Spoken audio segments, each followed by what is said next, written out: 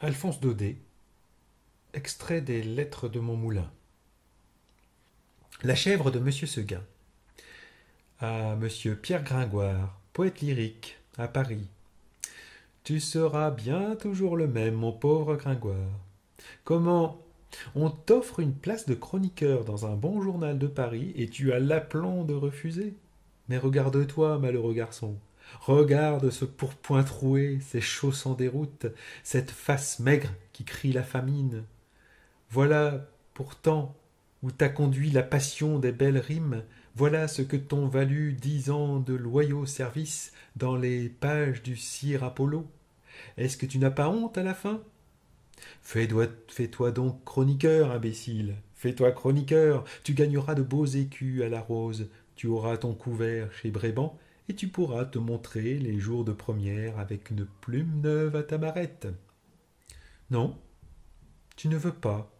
Tu prétends rester libre à ta guise jusqu'au bout. Eh bien, écoute un peu l'histoire de la chèvre de monsieur Seguin. Tu verras ce que l'on gagne à vouloir rester libre. Monsieur Seguin n'avait jamais eu de bonheur avec ses chèvres. Il les perdait toutes de la même façon. Un beau matin, elles cassaient leurs cordes, s'en allaient dans la montagne et là-haut, le loup les mangeait. Ni les caresses de leur maître, ni la peur du loup, rien ne les retenait. C'étaient, paraît-il, des chèvres indépendantes, voulant à tout prix le grand air et la liberté. Le pauvre monsieur Seguin, qui ne comprenait rien au caractère de ces bêtes, était consterné. Il disait: c'est fini. Les chèvres s'ennuient chez moi. Je n'en garderai pas une. Cependant, il ne se découragea pas, et après avoir perdu 6 chèvres de la même manière, il en acheta une 7e. Seulement, cette fois, il eut soin de la prendre toute jeune, pour qu'elle s'habituât mieux à rester avec lui. Ah, Gringoire, qu'elle était jolie, la petite chèvre de monsieur Seguin. Qu'elle était jolie, avec ses yeux doux, sa barbiche de sous-officier, ses sabots noirs et luisants, ses cornes zébrées et ses longs poils blancs qui lui faisaient une houppelande. C'était presque aussi charmant que le cabri d'Esmeralda. Tu te rappelles, Gringoire? Et puis, docile, caressante, se laissant traire sans bouger, sans mettre son pied dans l'écuelle, un amour de petite chèvre. Monsieur Seguin avait derrière sa maison un clos entouré d'aubépines. C'est là qu'y mit la nouvelle pensionnaire. Il attacha à un pieu, au plus bel endroit du pré, en ayant soin de lui laisser beaucoup de cordes, et de temps en temps, il venait voir si elle était bien. La chèvre se trouvait très heureuse et broutait l'herbe de si bon cœur que monsieur Seguin était ravi. Enfin, pensait le brave homme, en voilà une qui n'en s'ennuiera pas chez moi. Monsieur Seguin se trompait. La chèvre s'ennuya. Un jour, elle se dit en regardant la montagne: comme on doit être bien là-haut.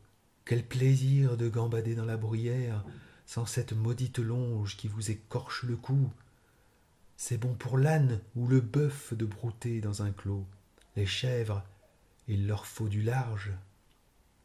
À partir de ce moment, l'herbe du clos lui parut fade, l'ennui lui vint. Elle maigrit, son lait se fit rare. C'était pitié de l'avoir tirée tout le jour sur sa longe, la tête tournée du côté de la montagne, la narine ouverte, en faisant mais tristement. Monsieur Seguin s'apercevait bien que sa chèvre avait quelque chose, mais il ne savait pas ce que c'était. Un matin, comme il achevait de la traire, la chèvre se retourna et lui dit dans son patois: écoutez, monsieur Seguin, je me languis chez vous. Laissez-moi aller dans la montagne. Ah, mon Dieu, elle aussi, cria monsieur Seguin, stupéfait. Et du coup, il laissa tomber son écuelle, puis, s'asseyant dans l'herbe à côté de sa chèvre: comment, Blanquette, tu veux me quitter? Et Blanquette répondit: oui, monsieur Seguin. Est-ce que l'herbe te manque ici? Oh, non, monsieur Seguin. Tu es peut-être attaché de trop court. Veux-tu que j'allonge la corde? Ce n'est pas la peine, monsieur Seguin. Alors, qu'est-ce qu'il te faut? Qu'est-ce que tu veux? Je veux aller dans la montagne, monsieur Seguin. Mais, malheureuse, tu ne sais pas qu'il y a le loup dans la montagne. Que feras-tu quand il viendra? je lui donnerai des coups de corne, monsieur Seguin. Le loup se moque bien de tes cornes, il m'a mangé des biques autrement encornées que toi. Tu sais bien, la pauvre vieille Renaude qui était ici l'an dernier, une maîtresse chèvre, forte et méchante comme un bouc, elle s'est battue avec le loup toute la nuit. Puis, le matin, le loup l'a mangée. Pécaïr, pauvre Renaude. Ça ne fait rien, monsieur Seguin. Laissez-moi aller dans la montagne. Montée divine, dit monsieur Seguin, mais qu'est-ce qu'on leur fait donc à mes chèvres? Encore une que le loup va me manger? Eh bien non, je te sauverai malgré toi, coquine, et de peur que tu ne rompes ta corde, je vais t'enfermer dans l'étable, et tu y resteras toujours. Là-dessus, monsieur Seguin emporte la chèvre dans une étable toute noire dont il ferma la porte à double tour. Malheureusement, il avait oublié la fenêtre, et à peine eut-il le dos tourné que la petite s'en alla. Tu ris, Gringoire, parbleu, je crois bien, tu es du parti des chèvres, toi, comme ce bon monsieur Seguin. Nous allons voir si tu riras tout à l'heure. Quand la chèvre blanche arriva dans la montagne, ce fut un ravissement général. Jamais les vieux sapins n'avaient rien vu d'aussi joli. On la reçut comme une petite reine. Les châtaigniers se baissaient jusqu'à terre pour la caresser du bout de leurs branches. Les genêts d'or s'ouvraient sur son passage et sentaient bon tant qu'ils pouvaient. Toute la montagne lui fit fête. Tu penses, Gringoire, si notre chèvre était heureuse, plus de cordes, plus de pieux, rien qui l'empêchât de gambader et de brouter à sa guise. C'est là qu'il y avait de l'herbe, juste par-dessus les cornes, mon cher. Et quelle herbe, savoureuse, fine, dentelée, faite de 1000 plantes. C'était bien autre chose que le gazon du clos. Et les fleurs, donc, de grandes campanules bleues, des digitales de pourpre à longs calices, toute une forêt de fleurs sauvages débordant de sucs capiteux. La chèvre blanche, à moitié saoule, se vautrait là-dedans, les jambes en l'air, et roulait le long des talus pêle-mêle avec les feuilles tombées et les châtaignes. Puis, tout à coup, elle se redressait d'un bond sur ses pattes. Hop! La voilà partie, la tête en avant, à travers les maquis et les buissières. Puis, tantôt sur un pic, tantôt au fond d'un ravin, là-haut, en bas, partout. On aurait dit qu'il y avait 10 chèvres de monsieur Seguin dans la montagne. C'est qu'elle n'avait peur de rien, la Blanquette. Elle franchissait d'un saut de grands torrents qui l'éclaboussaient au passage de poussière humide et d'écume. Alors, toute ruisselante, elle allait s'étendre sur quelques roches plates et se faisait sécher par le soleil. Une fois, s'avançant au bord d'un plateau, une fleur de cytise aux dents, elle aperçut en bas, tout en bas dans la plaine, la maison de monsieur Seguin, avec le clos derrière. Cela la fit rire aux larmes. « Que c'est petit, dit-elle. Comment ai-je pu tenir là-dedans ?» Pauvrette. De se voir si haut perchée, elle se croyait au moins aussi grande que le monde. En somme, ce fut une bonne journée pour la chèvre de monsieur Seguin. Vers le milieu du jour, en courant de droite et de gauche, elle tomba dans un groupe de chamois en train de croquer une lambrusque à belles dents. Notre petite coureuse en robe blanche fit sensation. On lui donna la meilleure place à la lambrusque, et tous ces messieurs furent très galants. Il paraît même, cela doit rester entre nous, Gringoire, qu'un jeune chamois, à pelage noir, eut la bonne fortune de plaire à Blanquette. Les deux amoureux s'égarèrent parmi le bois 1 heure ou 2. Et si tu veux savoir ce qu'ils dirent, va le demander aux sources bavardes qui courent invisibles dans la mousse. Tout à coup, le vent fraîchit, la montagne devint violette. C'était le soir. « Déjà ?» dit la petite chèvre, et elle s'arrêta, fort étonnée. En bas, les champs étaient noyés de brume, le clos de monsieur Seguin disparaissait dans le brouillard, et de la maisonnette, on ne voyait plus que le toit avec un peu de fumée. Elle écouta les clochettes d'un troupeau qu'on ramenait, et se sentit l'âme toute triste. Un gerfaut qui rentrait la frôla de ses ailes en passant. Elle tressaillit. Puis ce fut un hurlement dans la montagne. Elle pensa au loup. De tout le jour, la folle n'y avait pas pensé. Au même moment, une trompe sonna bien loin dans la vallée. C'était ce bon monsieur Seguin qui tentait un dernier effort. Faisait le loup. Reviens, reviens, criait la trompe.